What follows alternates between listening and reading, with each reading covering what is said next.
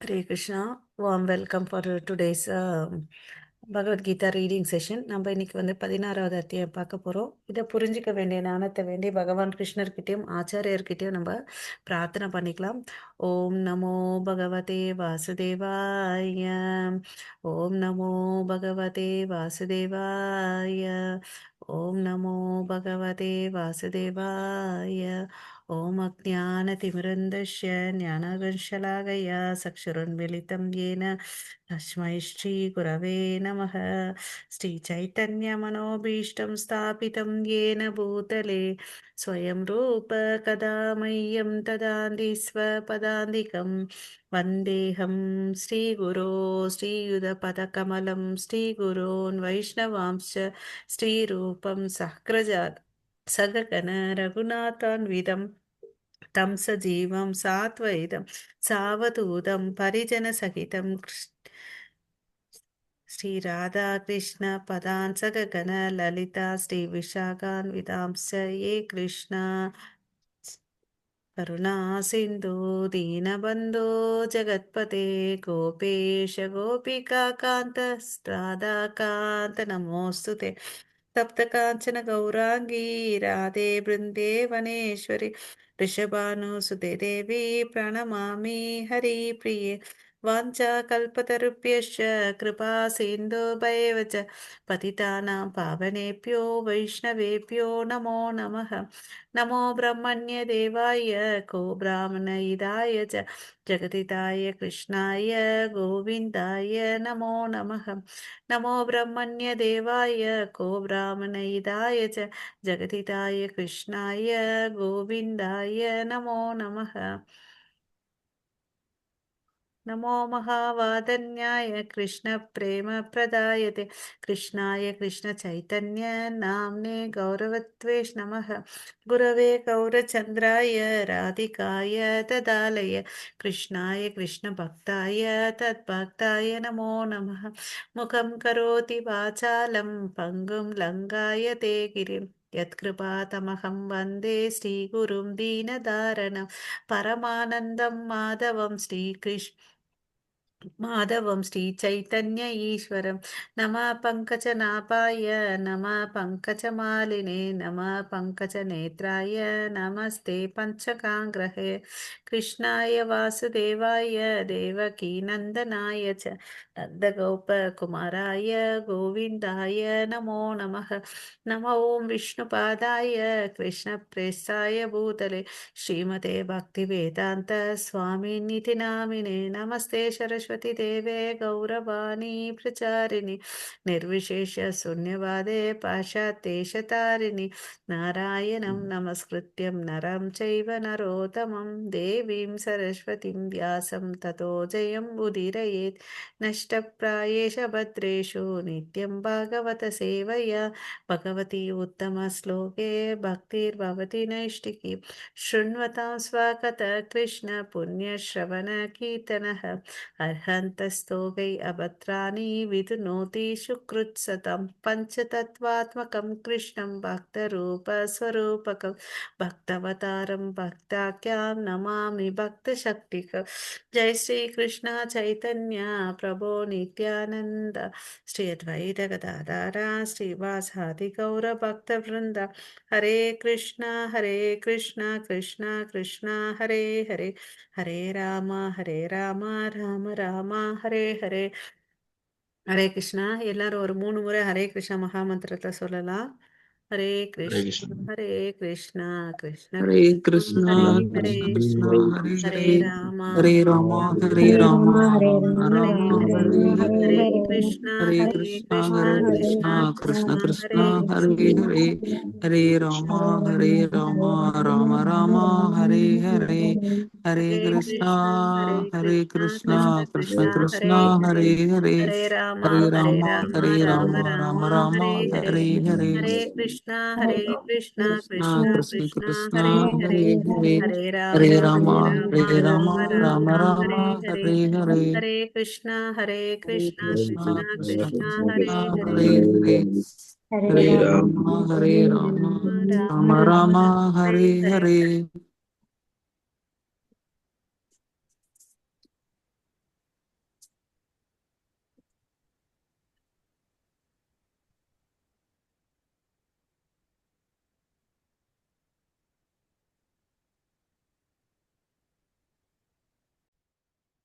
Hare Krishna. Slide தெரியுதுங்களா? Hare Krishna. Hare Krishna Mataji, Prabhuji. Slide தெரியுதுங்களா Mataji? Slide வரலைங்க மாதாஜி. இல்லைங்க மாதாஜி, வரல. பிடிஎஃப் மாதிரி வருதுங்க மாதாஜி.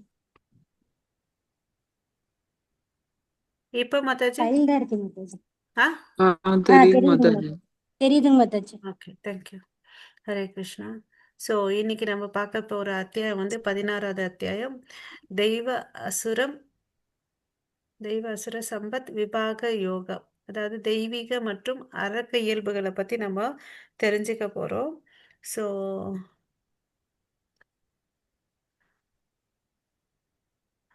தெய்வீக குணங்கள்னா யாரு உதாரணம் சொல்லலாம், சொல்லுங்க.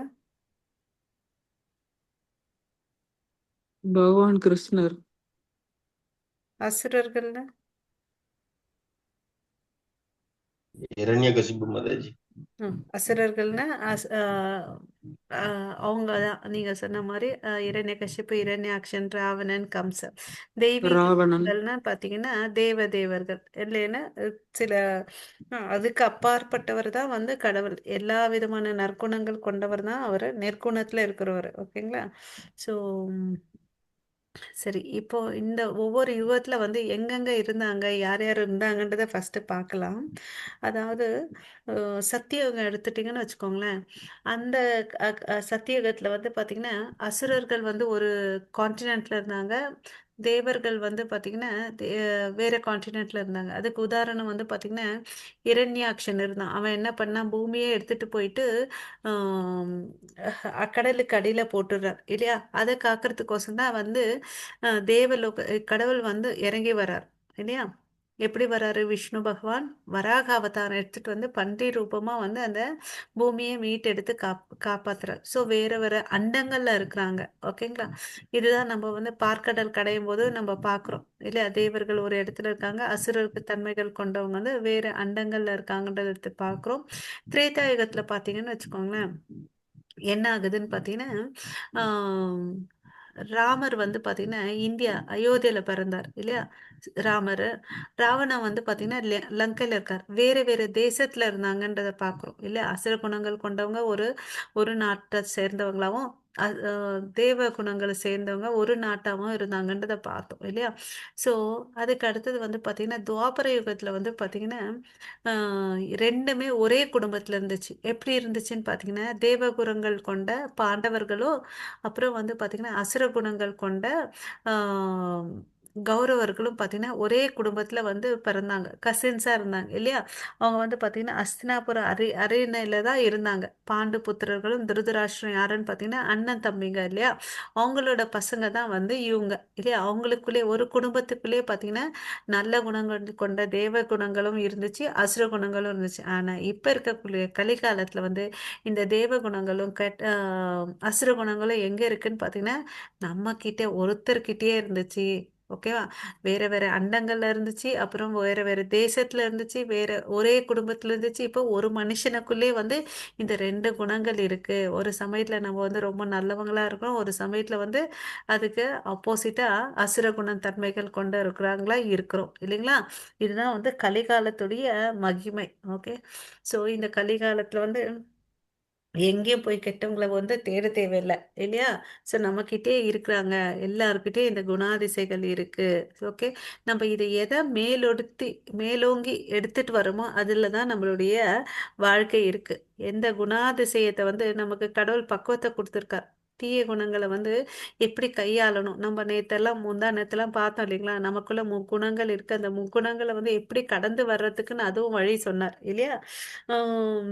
அப்புறம் அந்த அதுல வந்து உத்தமமானது வந்து பக்தி யோகம் பண்ணணும்ன்றது நமக்கு நேற்று சொல்லி கொடுத்தார்.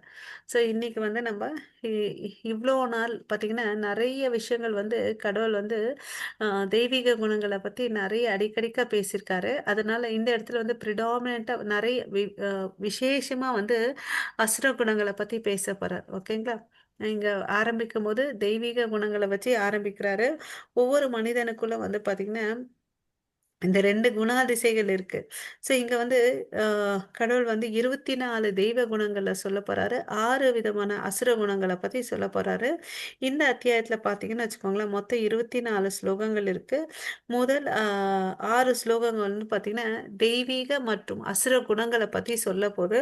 அதுக்கு அடுத்தது வந்து 7 டூ 20 வரையும் பார்த்தீங்கன்னா, இந்த அசுர இயல்புகள பத்தி சொல்லப் போறாங்க. 21லேருந்து 24 வந்து பார்த்தீங்கன்னா, நம்ம தேர்வு செய்யணும். எத தேர்வு செய்யறதுக்கு வாய்ப்பு குடுத்திருக்காரு பகவான் கிருஷ்ணன். நம்ம எத வந்து தேர்ந்தெடுக்க போறோம்ன்றத அதுதான் ரொம்ப ரொம்ப இம்பார்ட்டன்ட். ஓகேங்களா? ஹரே கிருஷ்ணா. கமலா மாதாஜி, ஹரே கிருஷ்ணா. கமலா மாதாஜி. माताजी। ம், यस माताजी। படிங்க மாதாஜி.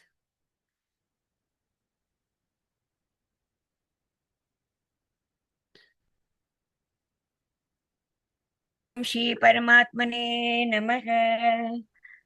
श्री भगवानुवाच अभयं सत्तसं शुद्धि ज्ञानयोग व्यवस्थिति दानं तमश्च यज्ञश्च स्वाध्यायस्य तपर्जवम् अक्रोध त्याग शान्तिरभैषुनं दया भूतेष्व अलोलुप्त्वं मार्दवं क्रीड्स् असाफलं तेज क्षमा श्रुति शौचम् अत्राहो नातिमानितं भवन्ति सम्पदं दैवम् अभिजातस्य भारतः। हरे कृष्ण माताजी। ஹரே கிருஷ்ண மாதாஜி. ஸோ இங்க என்ன சொல்றாரு, இந்த அத்தியாயத்துல ஆரம்பத்துல பகவான் கிருஷ்ணர் பேசுறாரு.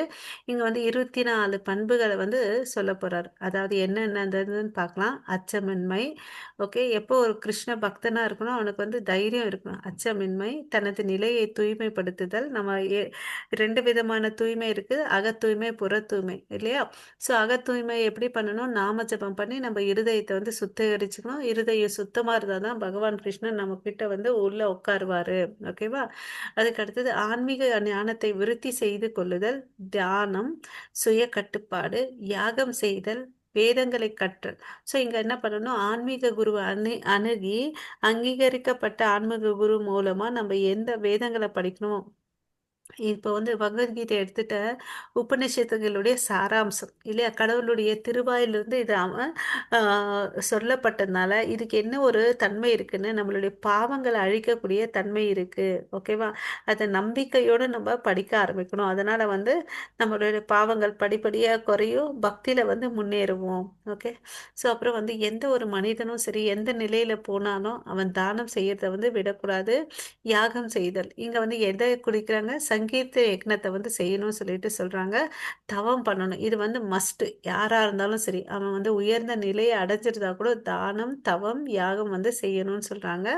ஹம், அதுக்கு அடுத்தது எளிமையா வாழணும். அதாவது சிறுக கட்டி பெருக வாழுன்னு சொல்றாங்க இல்லையா? பிரபுபாதர் அப்பப்ப இத ஸ்டேட்மெண்ட்டை சொல்வார். அதாவது சிம்பிள் லிவிங் அண்ட் ஹை திங்கிங்னு அப்படின்னு சொல்லிட்டு. ஓகேவா? அகிம்சை. ஏன்னா எந்த ஜீவராசிகளும் வந்து நம்ம துன்புறுத்தக்கூடாது.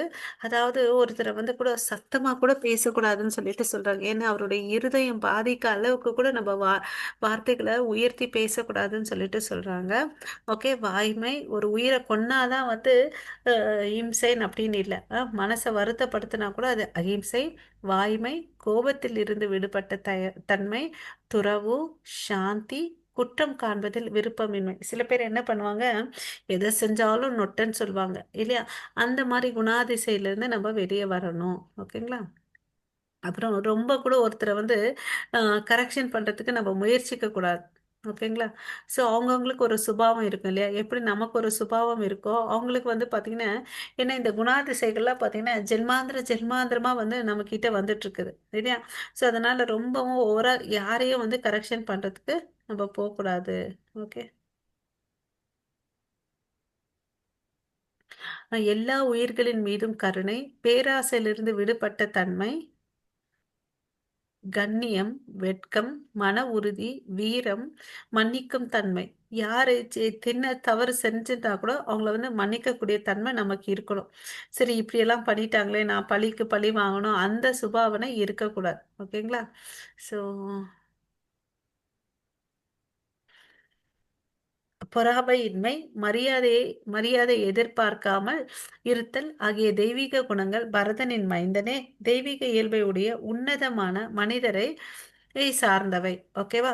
ஸோ நம்ம எல்லாருக்கும் மரியாதை கொடுக்கணும். பட் நமக்கு எல்லாரும் மரியாதை கொடுக்கணும்னு சொல்லிட்டு நம்ம என்னைக்குமே யாருக்கையில வந்து எதிர்பார்க்க கூடாது. ஓகேங்களா? ஸோ இங்க வந்து பாத்தீங்கன்னா பொறாமையின்மை வந்து சொல்றாங்க. பொறாமையின்மை வந்து பாத்தீங்கன்னா பொறாமை இல்லாததுனால தான் கிருஷ்ணர் வந்து என்ன பண்றாரு, அர்ஜுனனுக்கு வந்து இந்த பகவத்கீதையை சொன்னார் இல்லையா? ஸோ அதனால நமக்கு என்ன இருக்கணும், பொறாமை இல்லாம அனுசூயவே இல்லையா, பொறாமை இருக்கக்கூடாது, தைரியமா இருக்கணும். நம்ம வந்து தூய்மையா இருக்கணும், செயல்களிலும் சரி நம்மளுடைய நடத்தைகளையும் பேச்சுகளிலும் வந்து நமக்கு தூய்மையை வந்து நம்ம மெயின்டைன் பண்ணணும். அப்புறம் இதை வந்து என்ன சொல்றார், மரியாதை எதிர்பார்க்க கூடாதுக்கு வந்து சைத்தன்ய மகாபிரபு வந்து தன்னோட சிஷ்டாஷ்டகத்துல வந்து திருநாதபே சுனேச்சேன தரோரபி சகிஷுன அமானீன மானதேன கீர்த்தனேயா சுதாஹரி. எப்படி இருக்கணும்னா ஒரு மனுஷன் வந்து புல்லை விட பொறுமையா இருக்கும், மரப்பட்டையை போல பொறுமையாவும் இருக்கணும், அப்புறம் வந்து புல்லை போல சகிப்புத்தன்மையோட இருக்கணும் அப்படின்னு சொல்லிட்டு சொல்றாரு. உள்டா சொல்றேன்னா, புல்லு வந்து பாத்தீங்கன்னா நம்ம மிதிச்சா கூட அதை வந்து ம், இது ஆகுது இல்லையா, அதாவது என்ன ஆகுது, ஆஹ் நம்ம காலை வச்சு நடந்தா கூட அது ஒண்ணுமே சொல்றது இல்ல இல்லையா, அது பாட்டுக்கு மறுபடியும் வந்து எழுது. மரத்தை வச்சு அடிச்சா கூட என்ன பண்ணுது, அமைதியா இருக்கு. அந்த மரப்பட்டையை போல சகிப்புத்தன்மை வேணும் நமக்கு. ஓகேவா? இப்போ புல்ல போட பணிவா இருக்கணும். நான் ஃபர்ஸ்ட் திருப்பி சொல்லிட்டேன், மன்னிச்சுக்கோங்க. மரத்துல வந்து யாராவது உளி எடுத்துட்டு போயிட்டு அடிச்சா கூட அது ஏதாவது சொல்லுதா, இல்ல இல்லையா? அதுக்கு எவ்வளவு அளவுக்கு சகிப்புத்தன்மை, அது மாதிரி நமக்கு வந்து ரொம்ப ரொம்ப டாலரன்ஸ் வேணும் லைஃப்ல. ஓகேவா? ஏன்னா நிறைய விஷயங்கள் நம்ம நடக்கிற மாதிரி நம்ம வாழ்க்கையில நடக்கவே நடக்காது இல்லையா? அதுக்கு அடுத்தது பணிவா இருக்கணும். ஓகே. அதாவது புல்லு எப்படி வந்து மிதிச்சிட்டு போனா கூட யாராவது ஏதாவது சொல்றாங்களா, ஏதாவது புல்லு என்னைக்காவது ஏதாவது சொல்லியிருக்குதா, இல்லை தானே? அது மாதிரி இருக்கணும். அதுக்கு அடுத்தது வந்து பார்த்தீங்கன்னா ஆம், எல்லாருக்கும் மரியாதை கொடுக்கணும். நம்ம யார்கிட்ட வந்து நம்ம மரியாதை எதிர்பார்க்க கூடாது. இந்த மாதிரி குணாதிசைகளோட வாழ்ந்தோம்னு வச்சுக்கோங்களேன், இப்போ வாழ்றக்கூடிய வாழ்க்கையே வந்து எப்படி இருக்கும், சொர்க்கமா இருக்கும் இல்லைங்களா? நம்ம எல்லாத்தையும் எதிர்பார்க்கறதுனால என்ன ஆகுது, நமக்கு பிரச்சனைகள் வருது. ஓகேவா? ஹரே கிருஷ்ணா. இப்ப வந்து ஹரே கிருஷ்ணா தன் அசுர குணங்களை பத்தி சொல்ல போறாரு. இங்க 6 விதமான விஷயங்களை சொல்றாரு. அதாவது பிருதாவின் மைந்தனே, தற்பெருமை, அகந்தை, வீண் அபிமானம், கோபம், கொடூரம், அறியாமை ஆகியவை அசுர இயல்பு உடையவர்களின் குணங்கள் ஆகும். ஹரே கிருஷ்ணா. ரெண்டு ரெண்டு ஸ்லோகம் படிங்க. யாராவது படிங்க, ரொட்டேஷன்ல எடுத்து படிங்க.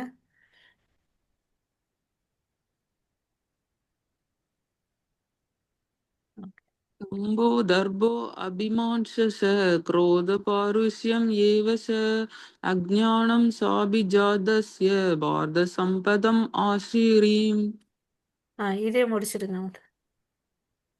दैवी सम्पत् विमोशाय निबन्धायासुरीमदा माशीष सम्पदं दैवीम् अभिजातो असि पाण्डव.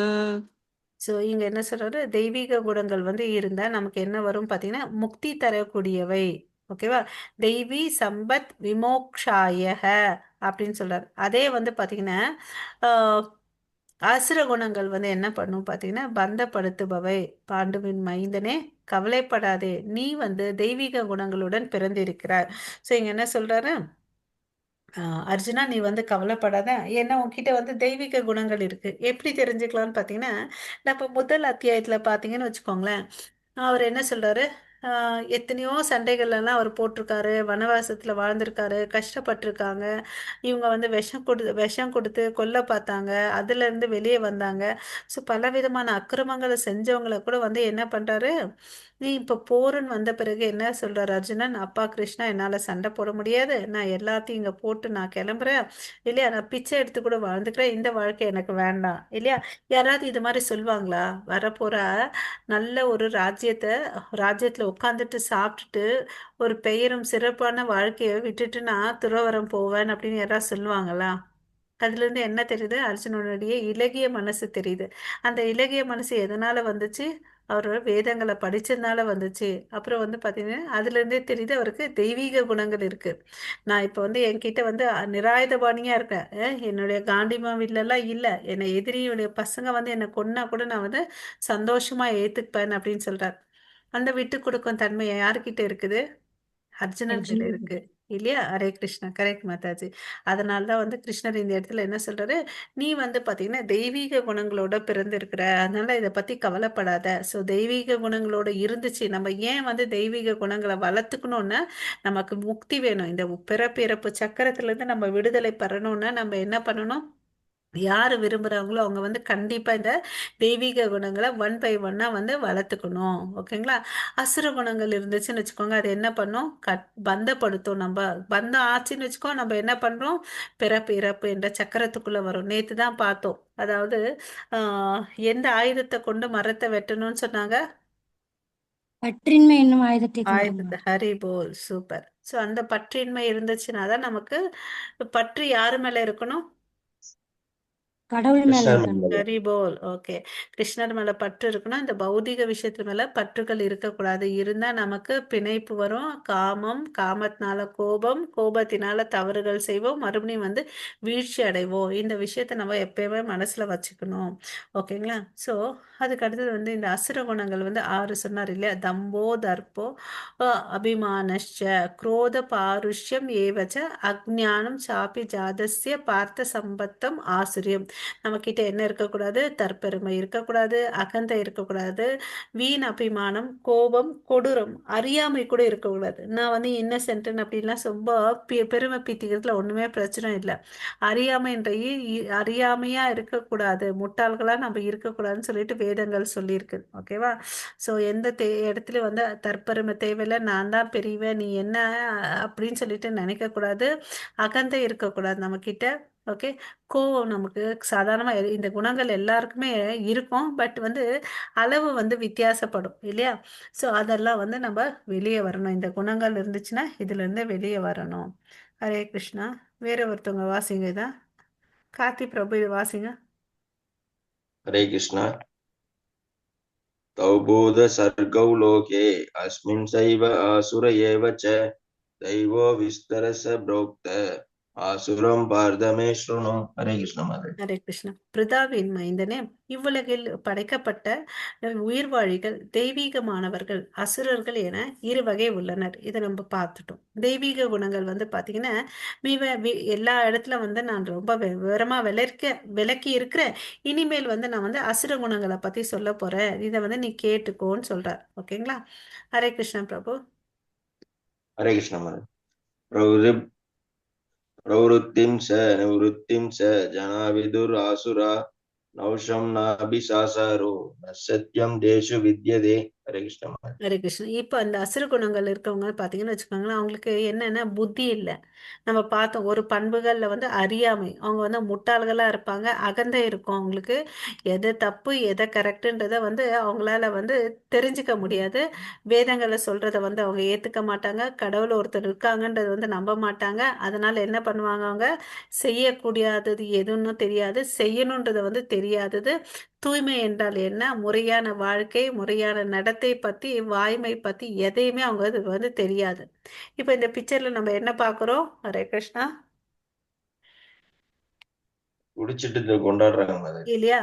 ஸோ இது வந்து உடலுக்கு கேடுன்றது அந்த பாட்டிலே எழுதியிருக்கும் இல்லையா? அதாவது மது அருந்தினால் உடலுக்கு கேடு, சிகரெட்டு பிடிச்சா அது வந்து பார்த்தீங்கன்னா புற்றுநோய் வரும். இந்த ஹார்ன்ஸ் பேக்கெட்ல எல்லாத்துலேயுமே வந்து அது சின்னதாக எழுதியிருப்பாங்க இல்லையா? அதெல்லாம் தெரியாமல் இவங்க என்ன பண்ணிட்டு இருக்காங்க? குடிச்சு கும்மாலம் அடிச்சிட்டு இருக்காங்க. இந்த நிமிஷம் வந்து அப்படி இருப்பாங்க. அடுத்த நாள் காலையில் என்ன ஆகும்? அவங்களுக்கு அந்த குடிச்சனுடைய சைடு எஃபெக்ட் இருக்கும் இல்லையா? தலைவலி, வாந்தி, அதில் வந்து உழண்டிட்டு இருப்பாங்க. இது உண்மையான சந்தோஷமா? உண்மையான சந்தோஷம்னா நம்ம இப்பயும் வந்து சந்தோஷமா இருக்கணும், கொஞ்ச நேரம் கழிச்சு சந்தோஷமா இருக்கணும் இல்லையா? பட் இதை வந்து சும்மா அப்போதைக்கு குடிக்கிறேன்னு ஒரு பந்தா கோசமும் பெயருக்கோசமும் எல்லாரும் செய்கிறாங்கன்றதுக்கோசம் சில பேர் என்ன பண்ணுவாங்க? தானும் வந்து அந்த இப்ப நவீன உலகத்துல வந்து நாகரிகம்னு சொல்லிட்டு என்ன பண்றாங்க? நைட் கிளப் பார்ட்டிஸ் எல்லாம் போறாங்க. இல்ல அது உடலுக்கு கேடு, தேவையில்லாத விஷயம் இல்ல, நம்ம வேதங்கள்ல வந்து அங்கீகரிக்கப்படவும் இல்லை இல்லையா? சோ இதெல்லாம் பண்ணிட்டு அவங்க உடலையும் கெடுத்துக்கிறாங்க, அவங்களுடைய நடத்தையும் கெடுத்துக்கிறாங்க. இது வந்து சரியான விதம் இல்லை என்ஜாய் பண்றதுக்கு. ஏன்னா அவனுக்கு முட்டாளா இருக்கிறதுனால அவனுக்கு தெரியல. ஓகேவா? ஸோ இப்போ உலகம் வந்து அதை அப்படிதான் நோக்கி போயிட்டு இருக்குது இல்லையா? இப்போ இள தலைமுறையினர் கூட இப்படிதான் போயிட்டு இருக்காங்க இல்லையா? ஏன்னா அவங்க என்ன பண்றாங்க? பெரியவங்களை பார்த்துட்டு கத்துக்கிறாங்க. ஹரே கிருஷ்ணா. வேணி மாதாஜி. हरे कृष्ण माता जी। असत्यम् अप्रतिष्ठं दे जगत् आहुर अनीश्वरम् अब अपरस्पर सम्भूतम् किम अन्यत् काम हैदुहम्। हरे அவர் कृष्ण माता जी। அவர்கள் இவ்வுலகம் பொய் என்றும் அஸ்திவாரம் இல்லாதது என்றும் கட்டுப்படுத்தும் கடவுள் யாரும் இல்லை என்றும் கூறுகின்றன. அவங்களுடைய எண்ணம் எல்லாம் என்னன்னு பார்த்தீங்கன்னா, கடவுள் இல்லை, இதை வந்து கண்ட்ரோல் பண்றவர் யாரும் இல்லை, இந்த உலகத்துல நம்ம பறந்திருக்கோம், அதுக்கு பிறகு இந்த வாழ்க்கைக்கு பிறகு இன்னொரு வாழ்க்கை இருக்குன்றது தான் அவங்களுக்கு வந்து ஞானம் இருக்காது. ஓகேங்களா? இந்த உலகத்துல வந்து நம்ம பறக்கணும், நல்லா சம்பாதிக்கணும், காசை வச்சு நல்லா என்ஜாய் பண்ணணும் அப்படிதான் நினைப்பாங்க. ஒண்ணு மாംസ ஆகாரங்களை சாப்பிட்றது, இன்னொன்று மது, அப்புறம் வந்து மாது. இதுதான் வந்து சந்தோஷத்தின் உச்ச இடம் அப்படின்னு சொல்லிட்டு நினைச்சு வாழ்றாங்க. ஓகேங்களா? அவங்களுக்கு வந்து காமத்தை தவிர வேற எதுவுமே தெரியறது இல்லை. ஓகே. ஸோ இப்போ நிறைய விஷயங்கள் இதுக்கு ரிலேட்டடா நம்ம நியூஸ்ல பார்க்குறோம் இல்லையா? இதெல்லாம் வந்து பார்த்தீங்கன்னா அஜ்ஞானத்தால வர்றது. ஓகேவா? ஸோ இதெல்லாம் இருக்கிறவங்க வந்து அறியாமலும் அஜ்ஞானத்திலும் இருக்காங்க. ஓகே. இது படிங்க மாதாஜி, வேணி மாதாஜி. हरे कृष्ण माता जी। एदं दृष्टिम् अवष्टभ्य नष्टात्मानो अल्पबुद्ध्य प्रभ प्रभवन् युग्रकर्माणा जयाय जहदो अगिता। हरे कृष्ण माता जी। ஹரே கிருஷ்ணா. இத்தகு முடிவுகளை பின்பற்றி அறிவில்லாதவர்களும் தம்மை இழந்தவர்களுமான அசுரர்கள் உலகத்தை அழிப்பதற்காக பலனற்ற கொடூரமான செயல்களில் ஈடுபடுகின்றன. ஸோ வந்து பார்த்தீங்கன்னா, எப்பவுமே வந்து இந்த குணாதிசைகளை பார்த்தோன்னு வச்சுக்கோங்களேன், ஒருத்தர் ஏழை எளியவனுக்கு வந்து உதவி செய்யறது வந்து எந்த குணம்? இது சத்துவ குணம் माता जी। தெய்வீக குணம் இல்லையா? அதே வந்து ஒரு சில பேர் வந்து என்ன பண்ணுவாங்க, வேற ஒருத்தங்களுடைய பொருட்களை வந்து எரிச்சு போட்டுடுவாங்க இல்லையா? ஒரு வீட்டுக்கு தீ வைக்கிறதோ, இல்ல ஒரு ஃபேக்டரிக்கு வந்து தீ வச்சு அதுல வந்து சந்தோஷப்படுவாங்க. அது வந்து என்ன குணம்? அசுரகுணம் असुर மாதாஜி. गुण। அசுர குணம் இல்லையா? ஸோ நிறைய பேர் இப்ப வந்து பாத்தீங்கன்னா, எல்லாரும் நாட்டிலும் எது ரெடியா வச்சிருக்காங்க? असुर அநாயுதம் गुणத்தை மாதாஜி. ரெடி। அணு ஆயுதம் இல்லையா? அணு ஆயுதம் போட்டா போதும் இல்லையா? அது எல்லாத்தையும் வந்து நாசம் பண்ணிடுவாங்க இல்லையா? அந்த அளவுக்கு வந்து அவன் முன்னேறி இருக்கான். யோசிச்சு பாருங்க, அவன் வந்து அந்த அணு ஆயுதம் போடலன்னு வச்சுக்கோவேன், அதனால அவனுக்கு வந்து மரணம் வராதா? எல்லாரும் பிறந்தவங்க ஒரு நாள் நம்ம எல்லாம் மரணிக்க வரும் போறோம் மாதாஜி. இல்லையா? அது வந்து அந்த அளவுக்கு அறியாம இருக்க. இதுதான் வந்து ரியலா வந்து சயின்டிபிக் அட்வான்ஸ்மெண்டா? இதுதாமா? இல்ல இல்ல இல்லையா? இல்லைங்க அறிவு மாதாஜி. இல்லையா? அறிவியல் முன்னேற்றம்ன்றது இது இல்ல. அழிவை வந்து கொடுக்கறதுக்கு அவர் யாரு இல்லையா? சோ கடவுள் எல்லாத்தையும் படைச்சு வச்சார். அவருக்கு தெரியாது எதை எந்த நேரத்துல வந்து அவருடைய சுய இச்சைப்படி, அவருடைய விருப்பப்படி, காலகட்டத்தின்படி தான் எல்லாமே உருவாக்கப்படுகிறது, படைக்கப்படுகிறது, அழிக்கப்படுகிறது இல்லையா? சோ அதை காக்குறவர் அவர் தான். அவருக்கு தெரியாததா இந்த மனுஷனுக்கு தெரிய போறது? அஹ் அப்புறம் வந்து இந்த நியூக்ளியர் பாமை விட அவர் வந்து பாத்தீங்கன்னா அந்த ஆதி காலத்துல இருந்து, அந்த மீன்ஸ் ஈவன் அந்த மகாபாரத போர்ல கூட பாத்தீங்கன்னா பிரம்மாஸ்திரம் வந்து யூஸ் பண்ணாங்க. அந்த பிரம்மாஸ்திரம் வந்து பாத்தீங்கன்னா, ஹரே கிருஷ்ணா, ரொம்ப வலிமையானது. ஓகேவா? அந்த மந்திரம் உச்சாடனை பண்ணி அதை வந்து ஏவுவாங்க. யாரை குறி வச்சு பண்றாங்களோ அவங்கள மாத்திரம்தான் தாக்கும். ஓகே. ஆனா இந்த இப்ப இருக்க ஆட்டம் பாம் அதெல்லாம் வந்து பாத்தீங்கன்னா போட்டா எல்லாரையும் தாக்கும். அது வேணான்னா அதை திருப்பி வாங்குறக்கூடிய சக்தி கூட இருக்கு போட்டவங்களுக்கு அந்த மந்திரத்தின் மூலமா இல்லையா? சோ அதுதான் வித்தியாசம். பிரம்மாஸ்திரத்துக்கு சமமா வந்து எதுவுமே இல்லை. இப்ப இருக்கிற நியூக்ளியர் அணு ஆயுதங்கள், அணு குண்டு சொல்றோம் இல்லையா? அதெல்லாம் விட சிறந்தது அந்த காலத்திலே இருந்திருக்கு. நம்ம வேதங்கள்ல மந்திரங்கள் மூலமா வந்து சொல்லலாம். ஈவன் வந்து பாத்தீங்கன்னா, ஒரு வீணா போன ஒரு அரசன், வீணான்ற பெயர்ல இருந்தாரு. அவருடைய அப்பா வந்து சிறந்த பக்தர். ஆனா அவர் வந்து வர்ணாசிரமப்படி சந்நியாசம் எடுத்துக்கிட்டாரு. அதுக்கு பிறகு தன் மகன் கிட்ட, வீணா கிட்ட நாட்டை கொடுத்துட்டு போறாரு. அவன் வந்து இந்த போதை பழக்கம், அப்புறம் வந்து மாது பழக்கத்தினால அதை நாட்டை வந்து சீரழிச்சிட்டு இருந்தாரு. அதனால நிறைய வன்முறைகள், எல்லாரும் வந்து தாக்குறது, மக்கள் வந்து சீர்கெட்டு குலைந்து போறத வந்து பார்த்தாங்க ரிஷிமுனிகள். அவங்க என்ன பண்ணாங்கன்னு பார்த்தீங்கன்னா, மந்திர ஜபம் பண்ணியே வந்து இவனால வந்து நாடு கெடுதுன்னு சொல்லிட்டு மந்திர ஜபம் பண்ணி அவனை வந்து முனிவர்கள் வந்து சாவடிச்சிட்டாங்க. அப்புறம் வந்து பார்த்தீங்கன்னா இன்னும் நிலைமை வந்து ரொம்ப மோசமா போச்சு. அரசன் இல்லைன்னு சொல்லிட்டு எல்லா கொலை கொள்ளைகள் எல்லாமே தலை தோங்கி நடந்துட்டு இருக்குது. அதனால என்ன பண்றது, இதுக்கு ஒரு முடிவு கட்டணும், இப்போ ஒரு அரசன் வேணும் இல்லையான்னு சொல்லிட்டு அந்த வீணாவுடைய அரசன் உடம்புல இருந்து கடையிறாங்க. அப்போ வந்து பிருத்துன்ற ஒரு மகாராஜா வராரு. ஓகேங்களா. ஸோ அப்போ வந்து பார்த்தீங்கன்னா அவர் தெய்வீக சம்பத்துகளோட வர்றவர் தான் அந்த பிருத்து மகாராஜா. அதுக்கு அடுத்தது அவர் சிறந்த பக்தரா இருக்காரு, நல்ல ஆட்சி பண்றாரு, பூமியில இருந்து எல்லா விதமான செல்வங்களை வந்து அவர் எடுத்துட்டு வந்தார். ஓகேங்களா. ஸோ இந்த மந்திர உச்சாடனத்துக்கு அவ்வளோ அளவுக்கு மகிமை இருக்கு. அதை வந்து நம்ம தெரிஞ்சுக்கணும். ஓகே. ஹரே கிருஷ்ணா. ஸோ இந்த தெய்வீக மற்றும் அசுர குணங்களை வந்து பார்த்தீங்கன்னா நம்ம ஒரு கதை மூலம் தெரிஞ்சுக்கலாம். ஹரே கிருஷ்ணா. அதாவது ஒரு காலத்தில் வந்து பார்த்தீங்கன்னா அதித்தின்னு ஒருத்தவங்க இருக்காங்க. இவங்க வந்து யாருன்னு பார்த்தீங்கன்னா தக்ஷ பிரதாபதியோட பொண்ணுங்க. தக்ஷ பிரதாபதி யாருன்னு பார்த்தீங்கன்னா பிரம்மாவுடைய பசங்க. ஓகேங்களா, பையன். அவர் வந்து பார்த்தீங்கன்னா தன்னுடைய மகன்களை வந்து கஷ்யப்பன்ற ஒரு முனிவருக்கு வந்து கல்யாணம் பண்ணி கொடுக்குறாங்க. ஓகே. ஸோ இங்க யோசிச்சு இந்த கதையில வந்து நம்ம ரெண்டு விதமான குணங்களும் இங்க இருக்கு. ஓகேவா. ஸோ ரெண்டு பேரும் வந்து கஷ்யப்பரை தான் வந்து கல்யாணம் பண்ணிக்கிறாங்க. அதித்தி வந்து பாத்தீங்கன்னா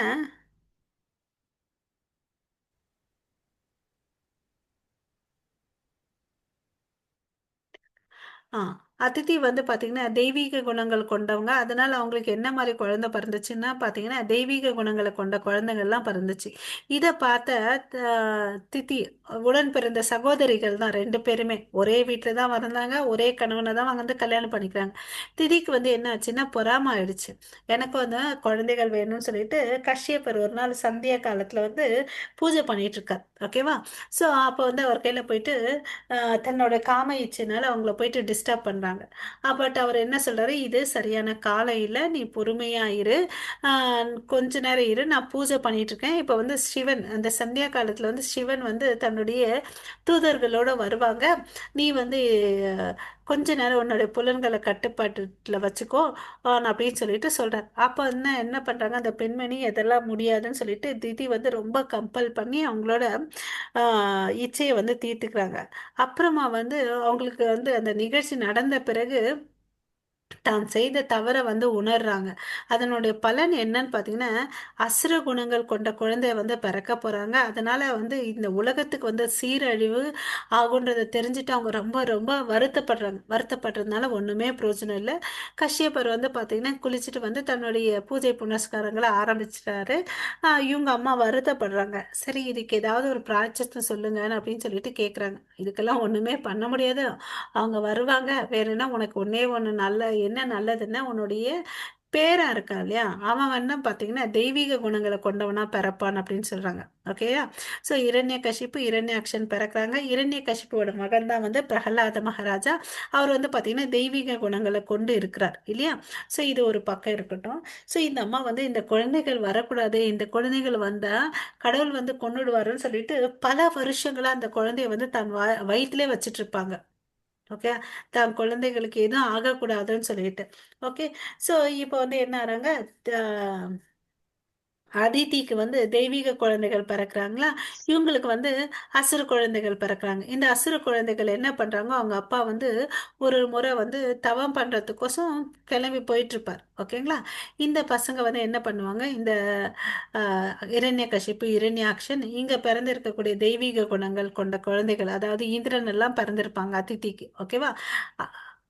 ஆதித்யர்கள் சொல்றோம் இல்லைங்களா, அவங்க வந்து பறந்திருப்பாங்க.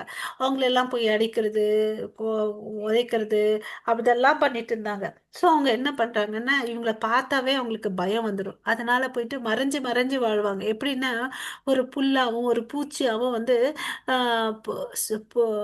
வண்டாவும் பூச்சியாவும் ஒரு புல்லுக்குள்ள மறைந்து மறைந்து வாழ்ந்துட்டு வந்தாங்க. இதை பார்த்து அவங்க தாய்க்கு வந்து ரொம்ப ரொம்ப கவலையாகுது. என்னடா நம்ம பசங்க அவங்களுக்கும் சமமானவங்க தானே, இவங்களுக்கு வந்து இந்த கதியான் அப்படின்னு சொல்லிட்டு ரொம்ப கவலைப்படுறாங்க. சரின்னு சொல்லிட்டு அவர் கஷ்யப்ப முனி பல மாதங்கள் ஆகி தவம்லாம் பண்ணிட்டு வீட்டுக்கு வராரு.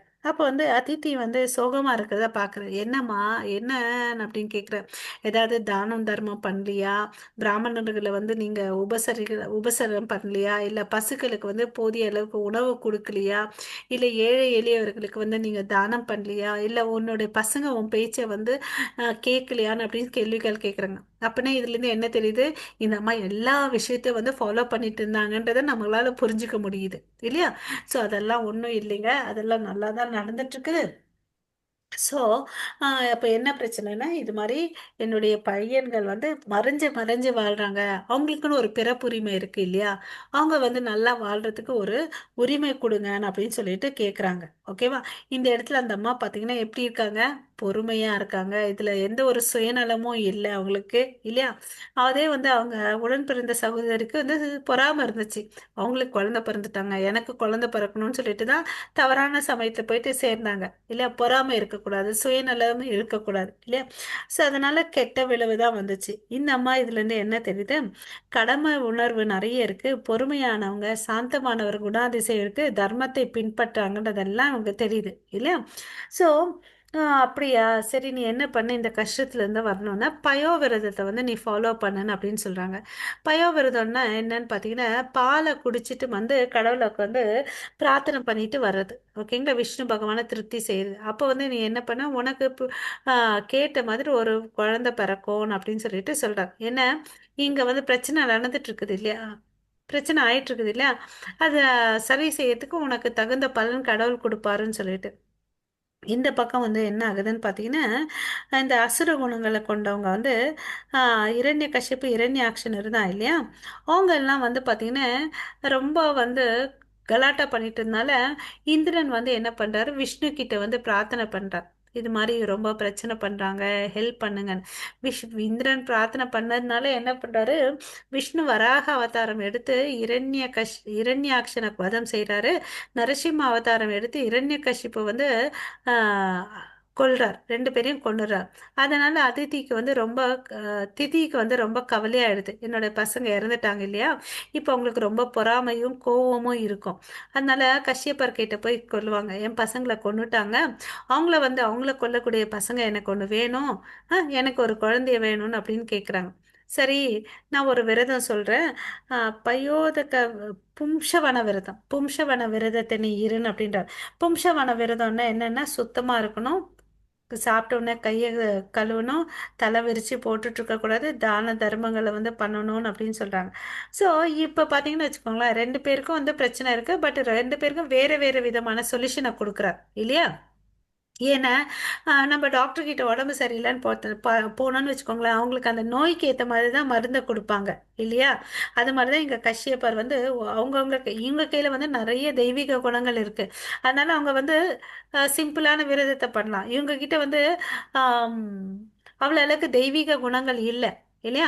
அவங்க கிட்ட வந்து என்ன இருக்கு, அசுரத்தன்மை இருக்குது. அதனால தான் வந்து நீ சாப்பிட்டோன்னே கையை கழுவு, தலை விரிச்சு போடாத அப்படிலாம் சொல்றார். வந்த விருந்தினருக்கு வந்து மரியாதை கொடு, அதெல்லாம் சொல்ற. இதுல நீ கேஸ் நீ தவறிட்டேன்னு வச்சுக்கோங்களேன், நீ கேட்டதுக்கு ஆப்போசிட்டா நடக்கும்னு நான் சொல்றார். ஓகேவா? ஸோ இவங்க என்ன கேட்குறாங்கன்னு பார்த்தீங்கன்னா, இந்திரனை கொல்லக்கூடிய குழந்தைய வந்து எனக்கு பிறக்கணும், மகனா கொடுன்னு அப்படின்னு கேட்குறாங்க.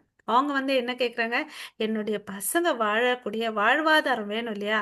அந்த வாழ்வாதார சுதந்திரத்தோட வாழட்டும்.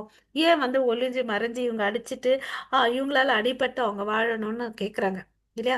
அந்த அம்மா அவங்கள வந்து சபிக்கல, அழிஞ்சு போட்டோம் ஒன்றும் பண்ணட்டும் கேட்கவே இல்லை. இதுதான் வந்து தெய்வீக குணங்கள் கொண்ட அதிதி. ஓகேவா? அசுர குணங்கள் கொண்ட திதிக்கு என்ன ஆகுதுன்னு பார்க்கலாம். இது மாதிரி விருந்துங்களை வந்து ஃபாலோ பண்றாங்க. பட் ஒரு நாள் வந்து பாத்தீங்கன்னா அந்த திதி வந்து கல் அந்த பண்ணிட்டு வந்த விரதத்தினுடைய களைப்பால ஒரு நாள் சாப்பிட்டுட்டு கை கழுவாம தூங்கிடுறாங்க. ஓகேவா? ஸோ அதுல வந்து பங்கம் ஏற்படுது.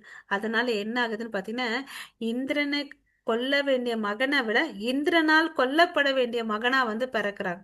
ஓகேங்களா? ஒரு சின்ன தவறால ஒரு வேற வேற விதமா அந்த பலன் வருது.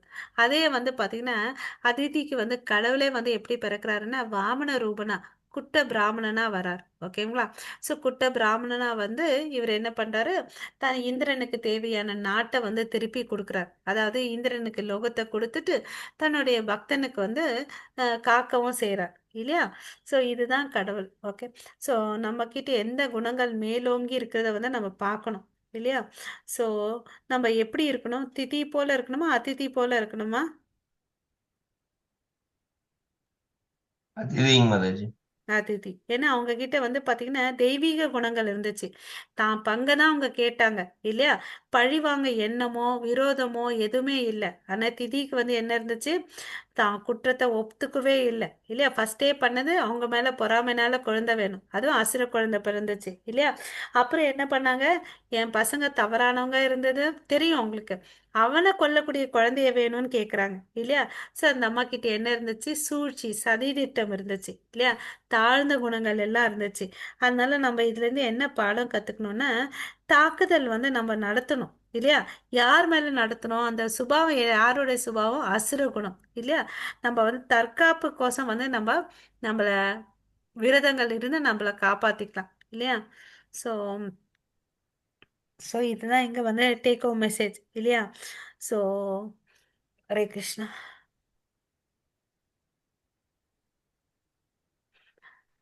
ஸோ வந்து பிரபுபாதா என்ன சொல்லியிருக்காருன்னு பார்த்தீங்கன்னா, 4 விதிமுறைகளை வந்து நம்ம ஃபாலோ பண்ணணும்னு சொன்னார். அது என்னென்னு பார்த்தீங்கன்னா, மாம்சாகாரத்தை வந்து தவிர்க்கணும், அதாவது குடி போதை பொருட்களுக்கு வந்து அடிமையாகக்கூடாது, தேவையில்லாத உடல் உறவு வச்சுக்க கூடாது, அப்புறம் வந்து சூதாடக்கூடாதுன்னு அப்படின்னு சொல்லியிருக்கார் இல்லையா? ஸோ இது எல்லாத்தையும் யார் பண்ணுவாங்க?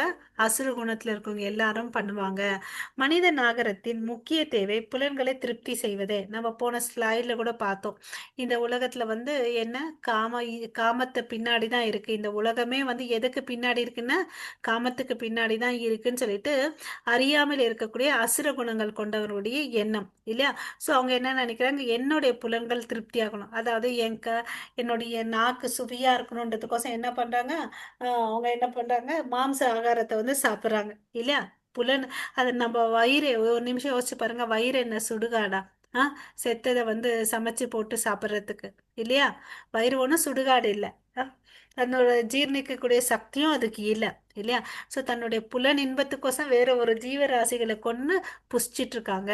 இவ்வாறாக வாழ்வின் இறுதி வரை உள்ள அவர்களது கவலைகள் அளக்க முடியாதவகை ஆசைகள் என்னும் நூற்றுக்கணக்கான கயிர்களால் பந்தப்படுத்தப்பட்டு காமத்திலும் கோபத்திலும் மூழ்கி அவர்கள் புலனுகர்ச்சிக்காக அநியாயமான வழிகளில் செல்வத்தை சேர்க்கின்றன. ஸோ அநியாயமா சேர்க்கக்கூடிய செல்வம் எப்படி போகும்? ஹரே கிருஷ்ணா. தவறான வழியில ஒருத்தன் சம்பாதிக்கிறான்னா அது என்ன ஆகும்? அழிஞ்சு போகும் மாதாஜி. அழிஞ்சு போகும் இல்லையா? அதே மாதிரி குடி போதை பழக்கத்தினால அவனுக்கு என்ன ஆகும்? உடல் அந்த நிமிஷத்துக்கு அவனுக்கு வந்து அந்த சுவை இருக்கும், அதனால அவனுடைய உடல் என்ன ஆகுது? சீர்கெடுது இல்லையா? லிவர் எல்லாம் வந்து பாதிக்கப்படுது இல்லையா? அதே தேவையில்லாத உடல் உறவு கொண்டானா அதனால வரக்கூடிய சில நோய்கள் இருக்கு இல்லையா? ஸோ இதனாலதான் இது வந்து வேதங்கள் படி வேண்டான்னு சொல்றாங்க. அது இல்லாம சாதாரணமா அலசி ஆராய்ஞ்சோன்னு வச்சுக்கோங்களேன், இதனால என்ன ஆகுது? உடல் சீர்கேடு தான் ஆகுது இல்லையா? கஷ்டப்பட்டு சம்பாரிச்சுட்டு எடுத்துட்டு போய் இந்த வியாதிக்கு தான் போய் கொடுக்கணும் இல்லையா? அப்ப எங்க இருந்து அவனுக்கு லாபம், எங்க இருந்து சுகம்? சில கால உலகத்துக்கோசம் பல கால கஷ்டங்கள் அனுபவிக்கணும் இல்லையா? ஸோ அதை வந்து நம்ம தெரிஞ்சுக்கணும். ஓகே. ஸோ அசுரத்தன்மை உடையவன் என்ன நினைக்கிறான்னு பார்த்தீங்கன்னா, நான் இவ்வளவு சொத்து இவ்வளோ நாள் சேர்த்து வச்சிருக்கேன், இதனால வந்து பார்த்தீங்கன்னா எல்லாமே என் திட்டப்படி தான் நடக்கும் இனிமேல கூட. ஸோ நான் இதை வச்சு நான் நிறைய லாபம் அடைவேன், நான் தான் இவனை கொன்னேன் அப்படின்னு சொல்லிட்டு அவனா வந்து ஒரு கால்குலேஷன் போட்டுப்பான் இல்லையா? ஸோ இவெல்லாம் என்ன நினைக்கிறான்னா, நான் செய்யறதுனால தான் எனக்கு இவ்வளோ அழகு லாபம் வருதுன்னு சொல்லிட்டு. அதுக்கு உதாரணம் பார்த்தீங்கன்னா இந்த 3 யுகத்தில் இருக்கக்கூடிய உதாரணங்கள் நம்ம பார்க்கலாம். ஓகே. அதாவது தன்னுடைய தெய்வீக குழந்தையான பிரகலாதனை வந்து கொல்றதுக்கு யார் முயற்சி பண்றாரு? அவருடைய அப்பாவே இல்லையா? 5 வயசு குழந்தை எவ்வளவு அழகா வேதங்களை படிக்கணும், அதை வந்து கொஞ்சி குலாவணும். அந்த குழந்தைய வந்து என்ன பண்றாரு? எல்லா விதத்திலயும் முயற்சி பண்ணி சாவடிக்கிறதுக்கு ட்ரை பண்றார் இல்லையா? அதே மாதிரி ஒரு அசிரீர வாக்கு கேட்ட ஒரு ஆம், கம்சன், அது அவனுக்கு என்ன புத்தி இல்லையா? நம்ம பிறந்தோம் இறக்க போறோன்ற புத்தி இல்லையா? அந்த அசுரீர வாக்கு கேட்டு அவன் என்ன பண்றான்? அன்பா இருந்த சகோதரியை கூட ஆமா. கொல்றதுக்கு முயற்சி பண்றார் இல்லையா? அப்ப வாசுதேவர் வந்து தன்னை கணவனான ஒரு இடத்துல இருந்துட்டு அவர் என்ன பண்றாரு, மனைவியை காப்பாத்தணுன்றதுக்கோசம் ஆஹ் அவர்கிட்ட நான் வந்து பிறக்கிற கேக்குறார். குழந்தைங்க எல்லாம் கொடுக்குறேன் அப்படின்னு சொல்றாங்க. கரெக்ட் மாதாச்சு. அதே மாதிரி ராவணன் என்ன பண்றாரு, சீதா மாதா இருக்கிறாங்க இல்லையா, இந்த சூர்பனகை வந்து போயிட்டு அண்ணன் கிட்ட வந்து நல்லா ஃபிட்டிங் வைக்கிறாங்க. அது தெரியாத அந்த முட்டாள் காம இச்சத்துல இருக்கிறான். ராவணன் பாத்தீங்கன்னா ஒரு சாதாரண மனிதன் அல்ல, அவன் வந்து பாத்தீங்கன்னா ஒரு சிறந்த சிவபக்தன். ஓகேங்களா? அவன் அவ்வளவுக்கு நல்ல உயர்ந்தவன். பட் அவன் கிட்ட இருந்த ஒரே ஒரு தீய எண்ணம் என்னன்னா காம இச்சை இல்லையா? அதனால அவனுக்கு என்ன ஆச்சு, பெரும் கேடு ஆச்சு. சீதா மாதா யாரு, இந்த ஜெகன் மாதா இல்லையா, லக்ஷ்மி தேவி வழிபடக்கூடியவங்க. அவங்கள வந்து என்ன பண்றாரு, காம இச்சையினால தந்திரமா வந்து கடத்திட்டு போயிட்டாங்க இல்லையா? ஸோ அவங்க வந்து எதை ஃபாலோ பண்ணல, லக்ஷ்மண் போட்ட அந்த லக்ஷ்மண ரேகையை வந்து ஃபாலோ பண்ணல. அதனால என்ன ஆனாங்க, அவங்களுக்கு வந்து அந்த சமயத்தை அவரால் கவரப்பட்டு போனார் இல்லையா? ஸோ நம்மளும் வந்து நமக்குள்ள ஒரு லக்ஷ்மண ரேகையை போட்டுக்கணும் இல்லையா? ஸோ எந்த ஒரு ஆன்மீக குணங்களை வந்து நம்மள தாக்காம பார்க்கறதுக்கு முயற்சி பண்ணணும் இல்லைங்களா? ஹரே கிருஷ்ணா. ஸோ பொறாமையுடன் கருணையின்றி இருக்கும் இத்தகு கடநிலை மனிதர்கள் ஜட வாழ்வு என்னும் கடலில் பல்வேறு அசுர இனங்களுக்குள் நான் நிரந்தரமாக தள்ளுகின்றேன். ஸோ இது மாதிரி இருந்து அவர் என்ன பண்றாரு, எங்க தள்ளுறாரு, எங்க தள்ளி விடுறாரு? ஜடவாழ்வு ஆ, அசுர இனங்கள். அசுர ஜடவாழ்வு இனங்களுக்குள்ள. கரெக்ட் பிரபு. அசுர எண்ணங்கள் எங்க நிரந்தரமா இருக்கோ அந்த இடத்துல வந்து இருக்கு தள்ளி விட்டுறாரு. ஸோ நம்ம எப்படி எதுல இருந்து வெளியே இருக்கணும், பொறாமை இருக்கக்கூடாது, நம்ம கிட்ட வந்து கருணை இல்லாம இருக்கக்கூடாது இல்லையா?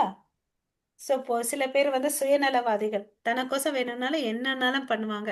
அதுக்கு இன்னொரு ஒரு உதாரணம் பார்த்தீங்கன்னா, கிருஷ்ணர் வாழ்ந்த காலத்திலே வந்து சிசுபாலன் இந்த பிக்சர்ல நம்ம பார்க்கலாம். சிசுபாலன் இருக்கார். சிசுபாலன் வந்து பார்த்தீங்கன்னா, அதாவது எக்ஸ்ட்ராவா இருக்கக்கூடிய ஒரு கண்ணு, எக்ஸ்ட்ரா கைகளோட அவர் பிறக்கிறார். ஓகேவா? அவர் பிறக்கிறாரு, அவங்க அம்மா வந்து ரொம்ப கவலையோட இருக்காங்க. என்னடா இப்படி ஒரு ஆம், குழந்தைய பிறந்திருக்கேன் அப்படின்னு சொல்லிட்டு. ஓகே, அந்த சாதாரண குழந்தையா இருந்தா எல்லாருக்கும் சந்தோஷமா இருக்கும். இல்லைன்னா அவன் வாழ்க்கை ஃபுல்லா கஷ்டப்பட்டுட்டு இருப்பான் இல்லையா? ஸோ அதனால அவங்க அம்மா ரொம்ப வருத்தத்தோட இருக்காங்க. அப்போ அந்த ஜோஷியர் சொல்றாங்க, இல்லை இவனை வந்து ஒரு குழந்தை வந்து பார்க்கும், அப்போ வந்து இவனுடைய உடல் வந்து சாதாரணமாயிடும், அந்த எக்ஸ்ட்ராவா இருக்கக்கூடிய கண்ணு கை எல்லாம் மறைஞ்சு போயிடும் அப்படின்னு சொல்றாங்க. அதை கேட்டோடனே அவங்க அம்மா சந்தோஷம் அடைகிறாங்க. அப்புறம் இன்னொரு விஷயத்த சொல்றாங்க, யாரால அது சரியாகுதோ அவரால் தான் இவருக்கு மரணமும் கூடான்னு அப்படின்னு சொல்லிட்டு சொல்றார். ஓகேவா? ஸோ அப்போ வந்து அவங்களுக்கு கவலை அதிகமாகுது. ஒரு பக்கம் சந்தோஷம், இன்னொரு பக்கம் கவலை. ஸோ அப்போ வந்து பார்ப்பாங்க, அவங்க வந்து குழந்தை வீட்டில் வந்து சின்ன குழந்தை பிறந்தாங்கன்னு வச்சுக்கோங்களேன், உறவினர்கள்லாம் போயிட்டு அவங்கள குழந்தைய பார்ப்பாங்க இல்லையா? ஸோ அது மாதிரி வந்து டெய்லி நிறைய உறவினர்கள் வராங்க போகிறாங்க, இது மாதிரி நடந்துகிட்டே இருக்கு. பட் ஒரு மாற்றமும் இல்லை. அப்போ ஒரு நாள் பார்த்தீங்கன்னு வச்சுக்கோங்களேன், எல்லாம் வந்து நார்மலாக ஒரு சாதாரண குழந்தை எப்படி இருக்குமோ அது மாதிரி மாறிடுறாங்க. ஸோ அந்த அம்மாவுக்கு ரொம்ப ரொம்ப சந்தோஷம், என் பிள்ளை வந்து சாதாரண குழந்தைய ஆறிடுச்சு. அப்போ டக்குன்னு இன்னொரு பயமும் வருது. அது என்னன்னு பார்த்தீங்கன்னா, மரணம் இல்லையா? ஸோ அப்போ யார் வந்திருக்காங்கன்னு பார்த்தேன். அன்னைக்கு பார்த்தா அவங்க வீட்டில் கிருஷ்ணர் வந்திருப்பார். கிருஷ்ணர் கிட்ட போய் கேட்பார், கிருஷ்ணா எனக்கு தெரியும் உங்களால தான் என் பையனுக்கு வந்து எல்லாம் வந்து நார்மலா ஆச்சு. ஓகே, அந்த குழந்தை வந்து நல்லா இருக்கணும், தயவு செய்து நீங்க கருணையோட இருங்கன்னு அப்படின்னு கேட்குறேன். சரிம்மா நான் இருக்கிறேன், ஆனா ஒரு கணக்கு என்ன தெரியுமா, அவன் செய்யற தவறெல்லாம் நான் வந்து பொறுமையா நீங்க கேட்கறதெல்லாம் கவுண்ட் பண்ணிக்கிறேன். பட் 100 தவறுகள் செய்யற வரையும் நான் வந்து அவனை பொறுமையா மன்னிச்சுடுவேன். அதுக்கு மேல போனேன்னா நான் அவனை கொன்னுடுவேன் அப்படின்னு சொல்றாரு. ஓகேங்களா? ஸோ இந்த இடத்துல வந்து பார்த்தீங்கன்னா, அவர் வந்து பார்த்தீங்கன்னா சிசுபாலை எப்பவுமே வந்து இந்த கௌரவர்களோட சேர்ந்துட்டு இவர் அவமானப்படுத்திட்டு அவதூறு பண்ணிட்டே இருப்பார். எப்போ பார்த்தாலும் இவருக்கு அவர் மேலே பொறாமை, அதனால் பொறாமை இருக்கிறதுனால அவர் ஏதாவது அவமானப்படுத்துவார். இது நடக்கிற இடம் வந்து பார்த்தீங்கன்னா ராஜசூய இயக்கம். ராஜசூய இயக்கம் வந்து நடக்கிறதுக்கோசம் எல்லா பாண்டவர்கள் எல்லாம் வந்திருப்பாங்க. இந்த இடத்துல வந்து பார்த்தீங்கன்னா கிருஷ்ணரை வந்து அவருக்கு ஹரியான உயர்ந்த ஸ்தானத்தை கொடுத்து உயர்ந்த ஹரியானத்தில் அலங்கரிக்கப்பட்ட ஸ்தானத்தை உட்கார வைக்கிறார். இதை பார்த்து இவருக்கு வயித்தெரிச்சல், இவர் என்ன பெரிய இவரான் அப்படின்னு சொல்லிட்டு. இவருக்கு ஏற்கனவே வந்து என்னன்னா ருக்மிணி தேவியை கல்யாணம் பண்ணணும்னு சொல்லிட்டு அவனுடைய அண்ணன் ருக்மி வந்து சிசுபாலனுக்கு கொடுக்கணும்னு ஆசை. ஆனா அது வந்து பாத்தீங்கன்னா அவங்க அப்பாவுக்கு பிடிக்காது. ஓகே, அப்பாவுக்கும் பிடிக்காது, ருக்மிணி தேவிக்கும் பிடிக்காது. ருக்மிணி தேவிக்கு வந்து கிருஷ்ணரை கல்யாணம் பண்ணிக்கணும்னு சொல்லிட்டு. ஓகேவா? ருக்மிணி தேவி அதனால என்ன பண்றாங்க, ஆம், அப்ப அந்த பொறாமை எல்லாத்தையும் சேர்த்து வச்சு இவருக்கு வந்து திட்ட ஆரம்பிக்கிறார். இவரு கணக்குக்கு பண்ணிட்டே இருக்காரு இல்லையா? 101வது வரும்போது அவர் என்ன பண்றாரு, சுதர்சன சக்கரத்தை அமுச்சு விட்டு அவரை வந்து சாவடிக்கிறாரு. ஸோ நம்ம கிட்ட வந்து அகங்காரம், தற்பெருமை, காமம், கோபம் எல்லாம் இருந்துச்சுன்னு வச்சுக்கோங்க, யாருக்குள்ள இருக்குதோ அவங்களுக்கு தான் வந்து என்ன ஆகும், சீர்கேடும் அப்படின்றத நம்ம தெரிஞ்சுக்கணும். அவனுடைய அழிவை அவனே வந்து தேடிக்கிட்டான் இல்லையா? இங்க இருக்கிறவங்க எல்லாருமே வந்து அவனை வந்து புகழ்றாங்க கிருஷ்ணரை இல்லையா? இவன் ஒருத்தர் தான் வந்து பாத்தீங்கன்னா அவரை வந்து அவதூறு பண்றாரு இல்லையா? ஸோ நம்ம கிட்ட இருக்கக்கூடிய தீய எண்ணங்களை வந்து விட்டுடணும். ஸோ கிருஷ்ணர் சொல்றார் இல்லையா, நான் வந்து எங்க தள்ளுவேன், கீழ் லோகத்துல தள்ளுவேன்னு சொல்றார். ஆஹ் அருவருக்கத்தக்க வாழ்வினங்கள்ல வந்து மூழ்கி இருப்பார்கள். குந்தியின் மகனே, அசுரத்தனமான வாழ்வினங்களில் மீண்டும் மீண்டும் பிறவி எடுக்கும் இத்தகையவர்கள் என்றுமே என்னை அடைய முடியாது. ஃபர்ஸ்ட் என்ன சொன்னாரு, கீழே தள்ளிடுவேன்னு சொன்னாரு. இதனால என்ன ஆவாங்க, அவங்க கீழே தான் போய் விழுவாங்க. எப்படி ஒரு பாதாள குளத்துல வந்து ஒரு பொருளை போட்டா என்ன போகும், கீழே நோக்கி தான் போகும். அவங்களால மேல வரவே முடியாது, என்னைக்குமே வந்து என்னை அடைய முடியாது. படிப்படியாக அவர்கள் மிகவும் வெறுக்கத்தக்க வாழ்வினங்களில் மூழ்குகின்றனர். அதாவது இந்த உணர்வுகள் இருக்கக்கூடியது இல்லையா? அதாவது பன்னி வந்து என்ன பண்ணும், எதை சாப்பிடும், மலத்தை தான் சாப்பிடும் இல்லையா? ஹரே கிருஷ்ணா. பன்றி வந்து மலத்தை தான் சாப்பிடும். அது மாதிரி பார்த்தீங்கன்னா கீழ் இனங்களா பிறப்பாங்க. ஏன்னா அதுக்கு தகுந்த புலன்களை வச்சு அந்த அமைப்போட வந்து இந்த உலகத்துக்கு வருவாங்க, கீழ்நிலை பிறவில அடைந்தவங்க. ஸோ அதனால நம்ம ஜாகிரதையா எச்சரிக்கையா இருக்கணும். நம்ம எங்க நோக்கி செல்றோம் நம்ம வாழ்க்கையிலன்றதை வந்து ஒரு நிமிஷம் யோசிச்சு பார்க்கணும். ஓகேங்களா?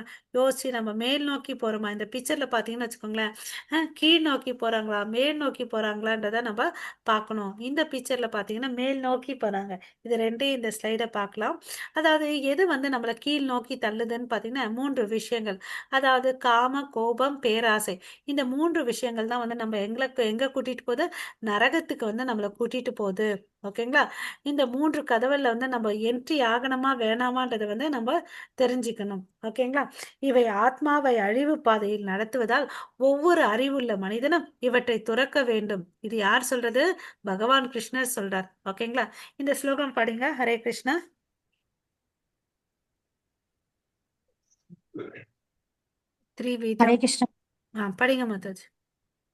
त्रिविधं नरकस्येदं विद्वारं नाशनम् आत्मन कामक्रोधस्तथा लोभस्तस्मात् एतत्त्रयं त्यजेत्. இப்ப என்ன हरे कृष्ण சொல்றாரு, माताजी. ஹரே கிருஷ்ணா. துவாரம், துவாரம்னா வந்து டோர் இல்லையா? நாசனம் ஆத்மனக, எது நாசனம் பண்ணக்கூடிய வழின்னு பாத்தீங்கன்னா, யார் ஒருத்தருக்கு வந்து காமம் அதிகமா இருக்குதோ, ஆசை, மிகுந்த ஆசை, அப்புறம் குரோதம் இருக்குதோ மனசுக்குள்ள, லோபம் இல்லையா, இந்த மூணு தான், காமம், கோபம், பேராசை தான் வந்து ஒருத்தனை அழிவு பாதையில வந்து எடுத்துட்டு போகுது. ஸோ இந்த விஷயத்துல நம்ம வந்து ஜாகிரதையா கையாளணும். இதுங்களை பக்கத்துலயே வச்சுக்க கூடாது. அப்புறம் வந்து பாத்தீங்கன்னா, ஆம், சரி இங்க வந்து நான் மூன்று கதவுல இருந்து நான் எப்படிப்பா தப்பிக்கிறது, அதுக்கும் வழி சொல்றார். அது எப்படி பாத்தீங்கன்னா, தன்னுணர்வுக்கு அனுகூலமான செயல்களை வந்து செய்து படிப்படியாக பரம இலக்கை வந்து அடையணும். அதுக்கு என்ன பண்ணணும், நம்ம வந்து ஃபர்ஸ்ட் வேதங்களை ஏத்துக்கணும். எப்படி ஏத்துக்கணும், அங்கீகரிக்கப்பட்ட ஆன்மீக குருவை ஏத்துக்கணும். அதுக்கு பிறகு வேதங்களை படிக்கணும். அதுக்கு பிறகு தானம், தவம், சுய கட்டுப்பாடு இருந்துச்சுன்னு வச்சுக்கோங்களேன், அவன் படிப்படியா மேல் நோக்கி பகவான் கிருஷ்ணரை நோக்கி அடைகிறான். இதுதான் வந்து நம்ம இம்பார்ட்டன்ட் பாயிண்ட் நம்ம தெரிஞ்சுக்க வேண்டியது இல்லையா? சோ கீழ் நோக்கிய விஷயங்களும் பார்த்தோம், அதுல இருந்து எப்படி எஸ்கேப் ஆகணும்னு சொல்லிட்டு பகவான் கிருஷ்ணர் வந்து நமக்கு சொல்யூஷனும் சொல்றார். 4 விதமான மனிதர்கள் வந்து கடவுளை வந்து ஏத்துப்பாருன்றதை பார்த்தோம் இல்லையா? சோ சாஸ்திர விதிகளை புறக்கணித்து தனது மனம் போன போக்கில் செயல்படுவன் பக்குவத்தையோ சுகத்தையோ வந்து பரம இலக்கையோ வந்து அடைவதில்லை. எப்படி வேதங்கள்ல சொல்லியிருக்க விஷயங்களை யார் ஒருத்தன் வந்து ஃபாலோ பண்ணாம அவனுடைய எண்ணத்தை படி அவன் வாழ்ந்துட்டு இருக்கானோ அவனுக்கு என்ன ஆகாது, பக்குவமும் வராது, சுகமும் வராது, அவன் பரம இலக்கையும் அடைய முடியாதுன்னு அப்படின்னு சொல்லிட்டு சொல்றார். ஓகேங்களா? சோ நம்ம பக்குவம் அடையணும்னா என்ன பண்ணணும், நம்ம வேதங்கள்ல சொல்லியிருக்கக்கூடிய விதிமுறைகளை வந்து நம்ம பின்பற்றணும். ஓகேவா? நம்ம எதை பின்பற்றணும், கிருஷ்ணரை அடையணும்னா என்ன பண்ணணும், பக்தி தொண்டை விட வேற சிறந்த வழி இல்லை. வேற எல்லா வழிகளும் வந்து பாத்தீங்கன்னா கீழ்த்தரமானவைகள் அப்படின்றத நம்ம புரிஞ்சுக்கணும். ஸோ நம்ம கொள்கைகள்ல வந்து கிளியாரிட்டியா இருக்கணும். நான் எதை அடையணும், அப்படி எது இந்த உலகம் வந்து உண்மையானதா பொய்யானதா? நம்ம நேத்து பார்த்தோம், இந்த உலகத்துக்கும் தெய்வீக உலகத்துக்கும் இருக்கு, ஆன்மீக உலகத்திற்கு இருக்கக்கூடிய வித்தியாசம் பார்த்தோம் இல்லையா? ஆன்மீக உலகம் தான் வந்து நித்தியமானது, பிரகாசமயமானது இல்லையா, இன்பமயமானது. இது இங்க வந்து பாத்தீங்கன்னா இது வந்து ஆஹ் அது வந்து நிரந்தரமானது. தற்காலிகம் சொல்லியிருந்தா தவறு, மன்னிச்சுக்கோங்க. ஆன்மீக உலகம் வந்து நிரந்தரமானது, சந்தோஷமானது, நித்தியமானது. ஓகேவா? இந்த பௌதீக உலகம் வந்து பாத்தீங்கன்னா தற்காலிகமானது. இங்க வந்து துக்கங்கள் தான் நிறைஞ்சிருக்கு இல்லையா? ஸோ அந்த கொள்கையில நம்ம இது வந்து ஒரு ஹாஸ்டல் மாதிரி, ஒரு விடுதி மாதிரி. நம்மளுடைய வீடு வீடு வந்து நித்தியமான லோகம், கோலாகல விருந்தாவனம். ஓகேவா? ஸோ நம்ம கொள்கை எப்படி இருக்குதோ, நம்ம எதை டார்கெட் பண்றோமோ அதுக்கேற்ற மாதிரி தான் நம்ம நடத்தையும் நம்ம செயல்களும் மனோநிலையும் இருக்கும். ஸோ நம்மள வந்து நம்ம கண்ட்ரோல் பண்ணிக்கிட்டு நம்ம வாழ தெரிஞ்சுக்கணும் இல்லையா? ஸோ ஹரே கிருஷ்ணா. நம்ம பரம இலக்கை வந்து அடையிறதுக்கு வந்து ரொம்ப குறியா இருக்கணும் இல்லையா? சோ எது கடமை எது கடமை அல்ல என்றும் சாஸ்திரங்களின் விதிகளால் ஒருவன் புரிந்து கொள்ள வேண்டும். படிப்படியாக ஏற்றம் பெறுவதற்கு இத்தகு சட்ட திட்டங்கள் அறிந்து அவன் செயல்பட வேண்டும் இல்லையா? சோ இந்த பிக்சர்ல பாத்தீங்கன்னா கிருஷ்ணர் தெரியறார் இல்லையா? அவங்க என்ன போறாரு, எங்க போறாரு? குருகுலத்துக்கு போயிட்டு. கிருஷ்ணர் சாட்சாத் பகவான், எல்லாத்தையும் படைச்ச கடவுளுக்கு படிப்பு தேவை. அங்க போயிட்டு சாந்திப்பினியோட முனியோட குருகுலத்துல போயிட்டு பாடத்தை கற்பிச்சுக்கிறாரு இல்லையா? பாடத்தை வந்து 64 நாள்கள்ல வந்து பாத்தீங்கன்னா 64 கலைகளை வந்து கத்துக்கிறார். ஓகேவா? ஆஹ் அவ்வளவு அளவுக்கு அவர் எக்ஸ்பர்ட். அவர் வந்து பாத்தீங்கன்னா நமக்கு ஒரு ரோல் மாடலா இருக்கார். அவரும் ஒரு ஆன்மீக குருவை ஏத்துக்கிட்டாரு, நம்மளும் அது மாதிரி ஒரு ஆன்மீக குருவை ஏத்துக்கிட்டு நம்மளுடைய பக்தி வாழ்க்கையில நம்ம முன்னேறணும் இல்லையா? சோ ஏதோ வந்தோம்ப்பா, என்னோட மனசு திருப்திக்கோசம் கொஞ்ச நேரம் உட்காந்தோம்ப்பா போனோம்ப்பான்னு அப்படின்னு இருக்கக்கூடாது. நம்ம சீரியஸா வந்து நாம ஜெபம் பண்ண ஆரம்பிக்கணும். ஓகேவா? தன்னுணர்விற்கான செயல்களை வந்து நம்ம செய்யணும். எது தன்னுணர்வுக்கான செயல்களை? நாம ஜெபம் பண்ணணும், வேதங்களை படிக்கணும், சாஸ்திர விதிகளை படிக்கிறது மாத்திரம் பத்தாது, விதிகளை வந்து பின்பற்றணும். அப்புறம் வந்து பாத்தீங்கன்னா இந்த 3 வித நரகத்துக்கு கூட்டிட்டு போற அந்த கதவுல இருந்து நம்ம தப்பிச்சுக்கணும். அதாவது காமம், கோபம், பேராசையில இருந்து நம்ம விடுவிச்சுக்கணும். நம்ம தான் நம்ம நம்ம மனசை வந்து நம்ம நண்பனா வச்சு நம்ம முன்னேறணும். பரம இலக்கை நான் அடையணும்னு சொல்லிட்டு இருக்கணும். அதை விட்டுட்டு சில பேர் வந்து சாஸ்திரங்கள் எல்லாம் ஃபாலோ பண்ணாம, ஓகே, மனம் போன போக்குல வாழ்ந்துட்டு சந்தோஷமா என்னுடைய புலன்கள் திருப்தி தருதுன்னு அப்போதைக்கு அதெல்லாம் குடிச்சிட்டு போதை பழக்கம், பெண் பழக்கம்லாம் வச்சுட்டு அவனுக்கு என்ன வரும்? வியாதி தான் வரும். மனம் போன போக்கில வாழ்ந்தா துன்பகரமான வாழ்வே தான் வரும். அதனால அவன் என்ன ஆறான்? வீழ்ச்சி அடைகிறான். இந்த உலகத்துல மாத்திரம் இல்ல, உயர் உலகத்துக்கும் போகாம வந்து வீழ்ச்சி அடைகிறான் அப்படின்னு சொல்லிட்டு பகவான் கிருஷ்ணர் வந்து இங்க சொல்றார். ஓகேவா? சோ நம்ம வந்து ரொம்ப கேர்ஃபுல்லா இருக்கணும். ஓகே, ஹரே கிருஷ்ணா. சோ நமக்கு வந்து நம்ம லக்ஷ்மி ரேகை ஒன்று வரையறைஞ்சுக்கணும். இன்னைக்கு வந்து ஏகாதசி. எவ்வளவு அளவுக்கு இன்னைக்கு வந்து நாம உச்சாரணை பண்ண முடியுமோ அவ்வளவு அளவுக்கு நாம உச்சாரணை பண்ணுங்க. ஓகேங்களா? ரொம்ப ரொம்ப முக்கியமான நாள் வந்து ஏகாதசி. ஓகேவா? வேத சாஸ்திரங்களே வந்து சொல்லியிருக்குது. ஏன்னா பகவானுக்கு கிருஷ்ணருக்கு மிக பிடித்த விரதம் எதுன்னு பார்த்தீங்கன்னா ஏகாதசி விரதம். ஓகேவா? ஸோ அந்த விரதத்தை வந்து நம்ம கடைபிடிக்கலாம். ஸோ ஏகாதசின்னா என்னன்னு பார்த்தீங்கன்னா 11வது, சமஸ்கிருதத்தில் என்ன அர்த்தம்னா பௌர்ணமியிலேருந்து 11வது நாள் வர்றது ஏகாதசி. ஒரு மாசத்துக்கு 2 முறை வரும். அமாவாசையிலேருந்து வர 11வது நாளும் வந்து ஏகாதசின்னு சொல்லுவாங்க. ஒன்று வளர்ப்பிறை, இன்னொன்று வந்து தேய்பிறை. 2 ஏகாதசியும் வந்து நம்ம கடைபிடிக்கணும். ஓகே. இஸ்கான்ல பாத்தீங்கன்னா இந்த ஏகாதசி என்னைக்கு திதி வந்து ஆ- ம், அதிகாலையில ஆரம்பிக்குதோ அதை தான் வந்து ஃபாலோ பண்ணுவாங்க. சில பேர் என்ன பண்ணுவாங்க, சில நாட்கள்ல வந்து மத்தியான பொழுதுல வந்து ஆரம்பிக்கும். அதை வந்து சில பேர் ஃபாலோ பண்ணுவாங்க. பட் வந்து இஸ்கான் படி பாத்தீங்கன்னா காலையில பிரம்ம முகூர்த்து அதிகாலை முகூர்த்துல வரணும். அப்பதான் அது வந்து ஃபாலோ பண்ணுவாங்க. அது கேலண்டர் டிஃப்ரென்ஸ் இருக்கும், நம்ம பார்த்துக்கணும். இது வர்றதுக்கு காரணம் என்னன்னு பாத்தீங்கன்னா, அதாவது சத்தியுகத்துல வந்து ஹரே கிருஷ்ணா, முரான்னு சொல்லிட்டு ஒரு அரசன் இருந்தான். அவன் வந்து ஒரு பூதம். ஓகேவா? அவன் வந்து பயங்கரமா இருந்தான். தேவர்களை எல்லாத்துக்கும் வந்து அவன் வந்து கஷ்டம் கொடுத்துட்டு இருந்தான். ஓகேவா? அதாவது தேவர்கள் இருக்கவங்க இல்லையா, கஷ்டத்தை மாத்திரம் கொடுக்கல, அவர் எல்லாரையும் தோக்க அடிச்சிடறான். அவ்வளவு அளவுக்கு அந்த அசுரான்ற முரான்ற அசுரனுக்கு வலிமை இருந்துச்சு. யார் யாரை தோக்கடிச்சான்னு பாத்தீங்கன்னா, இந்திரன், ஓகேவா, சூரிய கடவுள், விவஸ்வான், 8 வசுக்களையும், பிரம்மன், வாயு, அக்னி எல்லாரையும் வந்து பாத்தீங்கன்னா தான் கண்ட்ரோல் எடுத்துட்டு வந்தான். அப்ப என்ன யோசிச்சு பாருங்க அவனுக்கு எவ்வளவு அளவுக்கு வலிமை இருக்கும்னு சொல்லிட்டு, ஓகேவா. ஸோ இந்த தேவர்கள்லாம் என்ன பண்ணாங்க, அப்பா எங்களாலலாம் முடியல சொல்லிட்டு விஷ்ணு கிட்ட வந்து முறையிடுறாங்க. விஷ்ணு வந்துக்கு கோவம் வந்துருச்சு, என்னடா எல்லாரையும் இப்படி பண்ணிட்டு இருக்கியே, இப்படி இம்சை கொடுத்துட்டு இருக்கேன்னு சொல்லிட்டு அவகிட்ட போயிட்டு சண்டை போடுறார். ஓகேவா. ஸோ நீ போயிட்டு இந்திரனுக்கு சொல்றார், நீ போயிட்டு அவன் மேல ஆணை இரு அப்படின்னு சொல்றார். ஸோ இவருக்கு இப்போ கொஞ்சம் தைரியம் வந்துச்சு, என்னது இப்போ வந்து ஹரி இருக்காரு, அவருடைய தலைமையில நான் போயிட்டு அவரை வந்து முற்றுகையிடுறேன்னு சொல்லிட்டு போறார். ஓகேவா. ஹரி போறாரு. ஆஹ் அங்க வந்து பாத்தி 1000 தேவ வருடங்கள் வந்து சண்டை நடக்குது. யார் யாருக்கு? விஷ்ணுக்கும் முரா என்ற அசுரனுக்கும் வந்து சண்டை நடக்குது. ஸோ சண்டை பண்ணி பண்ணி பண்ணி விஷ்ணுக்கே டயர்ட் ஆயிடுச்சு. டயர்ட் ஆயிடுறதுனால அவர் என்ன பண்றாரு, ஒரு ஒரு குகையில போயிட்டு ரெஸ்ட் எடுக்கிறார். அது வந்து ஒரு அழகான குகை. அது எங்க இருக்குன்னு பார்த்தீங்கன்னா, ஹை ஹைமவதி என்ற ஒரு ஆசிரமத்துல ஒரு குகை இருக்கு. அங்க போய் ரெஸ்ட் எடுத்துட்டு இருக்கார். ஓகேவா. ஸோ இதை பார்த்துட்டு அவன் என்ன பண்ணா, முரா எல்லா இடத்துலயும் தேடிட்டு, ஓ இங்க போய் படுத்துட்டு இருக்கியான்னு அப்படின்னு சொல்லிட்டு அவர் என்ன பண்றாரு, தூங்கிட்டு இருக்க விஷ்ணுவை போயிட்டு அழிக்கணும்னு சொல்லிட்டு போறார். ஓகேவா. அப்போ பாத்தீங்கன்னா அவருடைய மார்புல இருந்து ஒரு அழகிய பெண் வந்து வராங்க. ஓகேவா. ஸோ அழகிய பெண் வந்து அந்த முரா என்ற அசுரனை வந்து ஆஹ் கொன்னுடுறாங்க. ஓகேவா.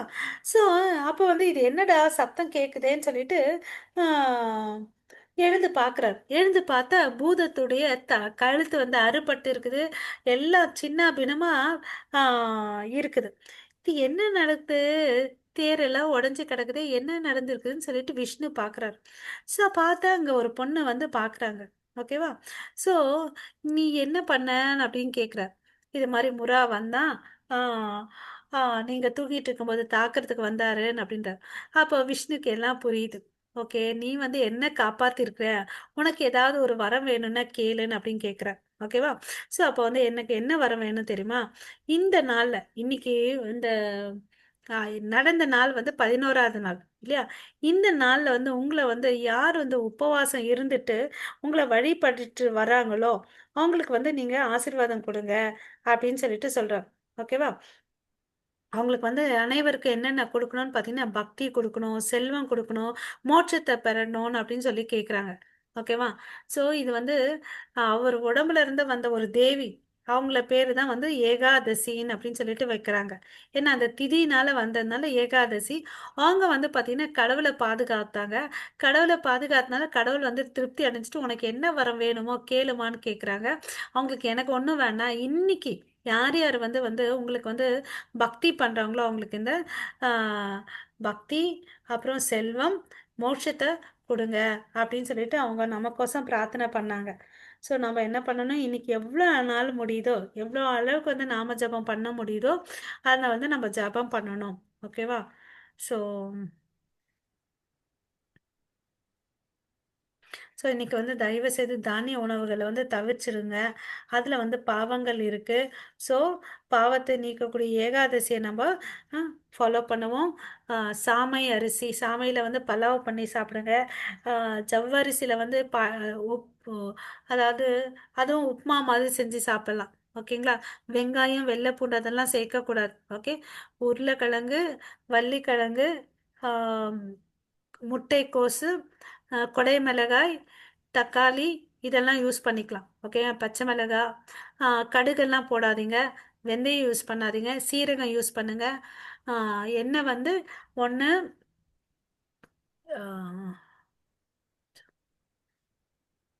கடலை எண்ணெய், தேங்காய் எண்ணெய், நெய் வந்து யூஸ் பண்ணலாம். ஓகேங்களா.